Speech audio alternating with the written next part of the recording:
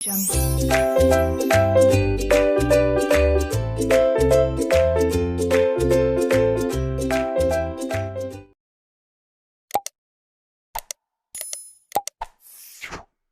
hello everyone, how are you all today? So, today we'll be discussing one of the important topics of NDA UGC net examination that is types of research. अगर आपने types of research अभी तक नहीं किया है then this would be a perfect class for you, because इस class में हम लोग 20 टाइप्स ऑफ रिसर्च करेंगे in a very short summarize manner. अब if you are not aware about Unacademy is one of the India's leading online learning platform, जहाँ पर NDA UGC net से related और काफ़ी सारे अदर एग्जामिनेशन से related coaching provide की जाती है. All of the special classes are free of cost. You can attend all of those classes. And अगर आप प्लस पे आना चाहते हैं तो there is an offer. That offer is only valid till 31st के बाद there is a price hike. So if you want to save yourself from price hike, you can do one thing. You can just start with buying the subscription right now. You can use Aditya Live referral code to avail 10% discount on your entire subscription of Unacademy. And next month we are starting with revision of paper 1 and paper 2. अगर आप NTA UGC net exam देने वाले हैं 2022 का और आप confuse हैं कि कहाँ से स्टार्ट करें, then this would be the perfect opportunity for you, क्योंकि नेक्स्ट मंथ से हम लोग रिविजन कर रहे हैं.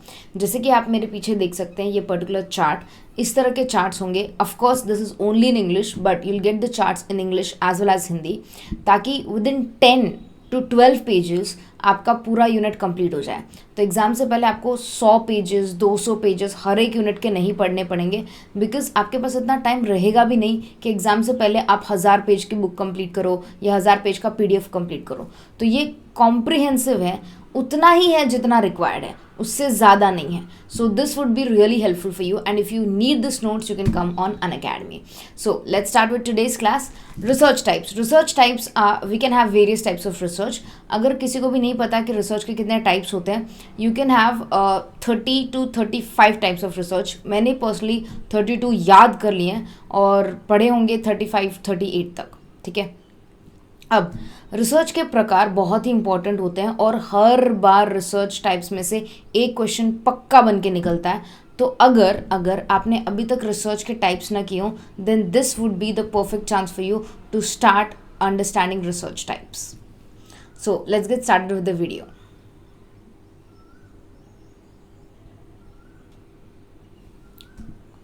ओके, अब मैं इसको थोड़ा जूम कर रही हूँ ताकि आपको अच्छे से दिखे.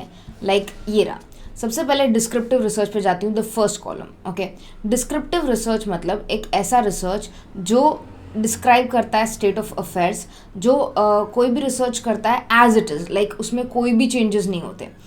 फॉर एग्जाम्पल जैसे जो जर्नलिस्ट होते हैं, जो न्यूज़पेपर वाले होते हैं, जो मैगजीन में कोई चीज़ छापते हैं, तो उनके लिए this research is best because they try to explain the stuff as it is. वो बिल्कुल भी इसमें चेंजेस नहीं करेंगे, जैसा है वैसा उसको एक्सप्लेन करने की कोशिश करेंगे. That is called descriptive research. Descriptive research के बाद we will go towards ex post facto research. Ex post facto research को हम लोग कॉजल कंपैरेटिव स्टडीज़ भी कहते हैं. एक्सपोज फैक्टर रिसर्च में क्या होता है दैट यहाँ पर सोशल कॉजेज़ के ऊपर रिसर्च होता है, या वी कैन से ऐसा रिसर्च होता है जहाँ पे आप वेरिएबल्स को मैनिपुलेट नहीं कर सकते. ये मेनली सोशल कॉजेज़ पे होता है. लाइक जैसे दहेज प्रथा, सपोज दहेज प्रथा है. ठीक है.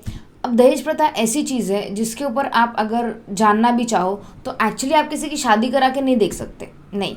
बस हाँ, जो चीज़ें हो रही हैं मार्केट प्लेस में उसको स्टडी कर सकते हो. तो ultimately that is expose facto research. Ex post factor में आप ये पता करने की कोशिश कर रहे हो लाइक कोई भी चीज़ का, कोई भी सोशल कॉज का इफेक्ट क्या हो रहा है उस इंसान पे, उस चीज़ का कितना इफेक्ट हो रहा है. That is expose facto research. इसे कॉजल कंपैरेटिव स्टडीज़ भी कहा जाता है.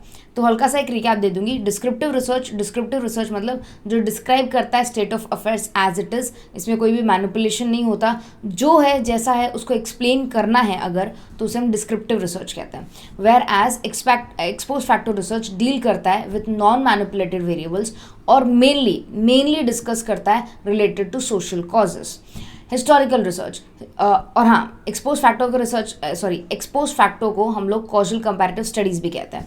अब let's go towards historical research. Historical research basically past के इवेंट्स पे फोकस करता है, देखता है कि पास्ट में क्या हुआ था, और ये भी वेरिएबल्स को मैनिपुलेट नहीं कर सकता. क्यों नहीं कर सकता? क्योंकि पास्ट है, पास्ट को आप चेंज वैसे भी नहीं कर सकते. ठीक है, सो यहाँ पर वेरिएबल्स आप चेंज नहीं कर सकते. और मेनली किसी भी हिस्ट्री की चीज़ को, किसी भी पास्ट चीज़ को समझना, उसके रीजंस को जानना, that is expose facto research. The next is analytical research. Analytical research basically किसी भी चीज़ को छोटे छोटे टुकड़ों में डिवाइड करना और एक एक टुकड़े को डिटेल में अंडरस्टैंड करना is your analytical research.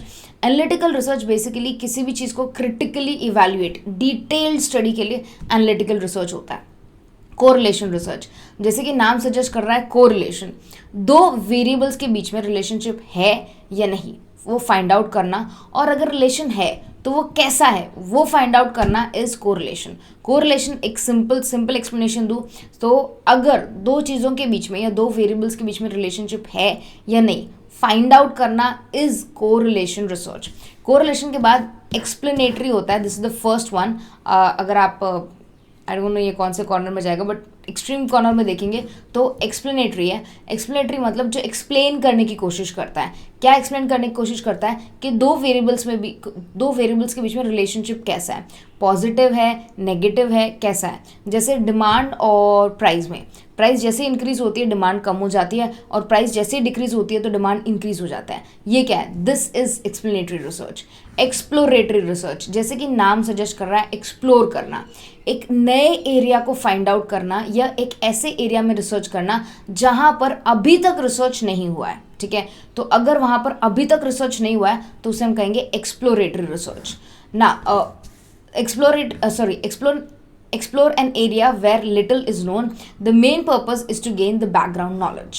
Now experimental या causal studies. experimental या causal studies बहुत ही कॉमन टाइप ऑफ रिसर्च है. ये किसी भी लेबॉर्ट्री में होता है, किसी भी साइंस में होता है. जब भी आप दवाइयाँ इंट्रोड्यूस करते हो या कोई नया प्रोडक्ट इंट्रोड्यूस करते हो तो वो एक्सपेरिमेंटल रिसर्च का रिजल्ट होता है. एक्सपेरिमेंटल रिसर्च में वेरिएबल्स को मैनिपुलेट किया जाता है और ये देखा जाता है कि एक वेरिएबल की वजह से दूसरे वेरिएबल में क्या फ़र्क आया. Okay, so that is experimental research. This is based on cause and effect. इसे कॉजल स्टडीज कहा जाता है. अब याद रखना, experimental is causal studies, but causal comparative studies is expose facto. तो आपको इस तरह के हल्के से डिफरेंसेस भी याद रखने पड़ेंगे, क्योंकि एग्जाम में हो सकता है वो कॉजल कंपैरेटिव स्टडीज पूछे और आप गलती से समझ जाओ कि वो कॉजल स्टडीज पूछ रहा है. नहीं, कॉजल स्टडीज मतलब experimental research. Comparative causal studies causal comparative studies मतलब ex post facto research. I hope that is clear. Fundamental या प्योर रिसर्च. फंडामेंटल या प्योर रिसर्च बेसिकली किसी थ्योरी को जनरेट करने के लिए, कोई नई थ्योरी बनाने के लिए, कोई नई नॉलेज गेन करने के लिए बनाया जाता है. इसे हम basic, pure and theoretical research के नाम से भी जानते हैं. तो इसके टोटल 4 नाम हो गए. That is fundamental research, pure research, theoretical research and basic research.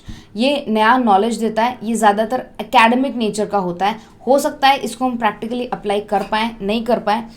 Both the things are possible. Okay, और अप्लाइड रिसर्च. अप्लाइड रिसर्च होता ही है बेसिक रिसर्च के ऊपर. अगर बेसिक रिसर्च में अगर आपने कोई थ्योरी बनाई है तो उस थ्योरी को अप्लाई करके देखा जाता है कि is this theory actually applicable और नॉट. Okay, so we have done 10 types of research today. बाकी के 10 हम नेक्स्ट क्लास में करेंगे. So make sure you join Unacademy as well as join my YouTube channel to get more updates. Latest exam के updates के लिए, NTA UGC नेट के updates के लिए, और as well as NTA UGC net की कोचिंग के लिए भी you can of course subscribe to my channel. Take good care of your self, study hard. Bye everyone.